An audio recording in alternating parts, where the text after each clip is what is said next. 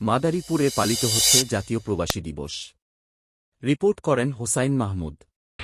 প্রবাসীর কল্যাণ, মর্যাদা আমাদের অঙ্গীকার, স্মার্ট বাংলাদেশ গড়ায় তারাও অংশীদার। এই প্রতিপাদ্যকে সামনে রেখে সারা দেশের ন্যায় মাদারীপুরে ও প্রথমবারের মতো নানা আয়োজনের মধ্য দিয়ে জাতীয় প্রবাসী দিবস পালিত হয়েছে।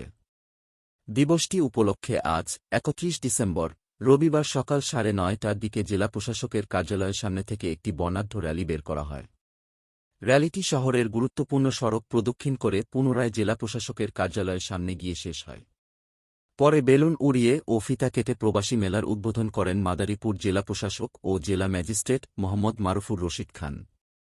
এ সময় তিনি মেলার ৩টি স্টল পরিদর্শন করেন। এ সময় বিভিন্ন সরকারি ও বেসরকারি প্রতিষ্ঠানের কর্মকর্তাবৃন্দ, প্রবাসী কল্যাণ ও বৈদেশিক কর্মসংস্থান, মাদারীপুর কারিগরি ও প্রশিক্ষণ কেন্দ্র টিটিসি, বেসরকারি ব্যাংক ও ব্র্যাক সহ অন্যান্য এনজিও প্রতিনিধিগণ উপস্থিত ছিলেন। জেলা প্রশাসক বলেন, রেমিটেন্স যোদ্ধারা দেশের অর্থনীতির চাকা সচল রাখতে গুরুত্বপূর্ণ ভূমিকা পালন করছে।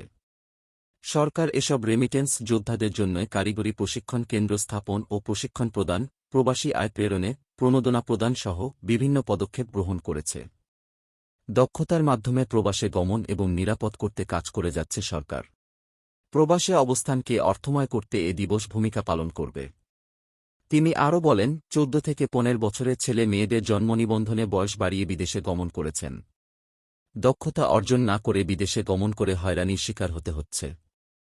অন্যদিকে বাড়ির লোকজন বিভিন্ন এনজিও থেকে ঋণের টাকা পরিশোধ না করতে পেরে মামলার শিকার হতে হচ্ছে।